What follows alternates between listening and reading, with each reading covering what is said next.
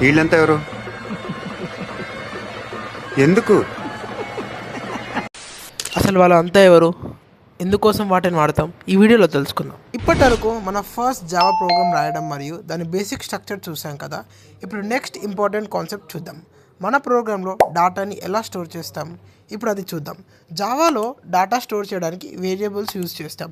సింపుల్గా చెప్పాలంటే వేరియబుల్ అంటే ఒక ప్లేస్ మన వాల్యూని స్టోర్ చేయడానికి. రియల్ లైఫ్ ఎగ్జాంపుల్ చూద్దాం. మనం ఎగ్జామ్స్లో మార్క్స్ స్టోర్ చేసుకుంటాం కదా, మ్యాథ్స్ మార్క్స్, ఇంగ్లీష్ మార్క్స్ సపరేట్గా ఉంటాయి. అలాగే ప్రోగ్రాంలో కూడా వాల్యూస్ని స్టోర్ చేయడానికి వేరియబుల్స్ యూజ్ చేస్తాం. ఎగ్జాంపుల్ చూద్దాం. ఇంట్ మార్క్స్ ఈజ్ ఈక్వల్ టు 95. ఇక్కడ మార్క్స్ అనేది వేరియబుల్. ఆ వేరియబుల్లో 95 అనే వాల్యూ అంటే 95 అనే డాటా స్టోర్ అయ్యింది. ఇక్కడ ఇంట్ అనేది నెంబర్స్ కోసం యూజ్ చేస్తాం. ఇంకో example, string subject is equal to maths. Subject అనే వేరియబుల్లో టెక్స్ట్ స్టోర్ అయి ఉంది. అండ్ స్ట్రింగ్ అనే ఈ డాటా టైప్లో మనం టెక్స్ట్ని స్టోర్ చేయడానికి యూజ్ చేస్తాం. ఇక్కడ సబ్జెక్ట్ అనే వేరియబుల్లో మనం మ్యాథ్స్ అనే డాటాని స్టోర్ చేస్తాం. ఇంట్ అండ్ స్ట్రింగ్ ఈ రెండు డేటా టైప్స్. మనం ఇంట్ని నెంబర్స్ స్టోర్ చేయడానికి యూజ్ చేస్తాం అండ్ స్ట్రింగ్ని టెక్స్ట్ స్టోర్ చేయడానికి యూజ్ చేస్తాం.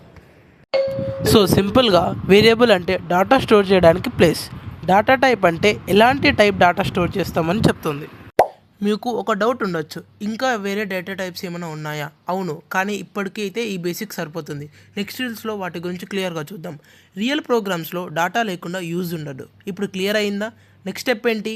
యూజర్ నుండి ఇన్పుట్ ఎలా తీసుకోవాలి, అది నెక్స్ట్లో చూద్దాం. ఫాలో అవ్వు, స్టెప్ బై స్టెప్ జావా నేర్చుకుందాం.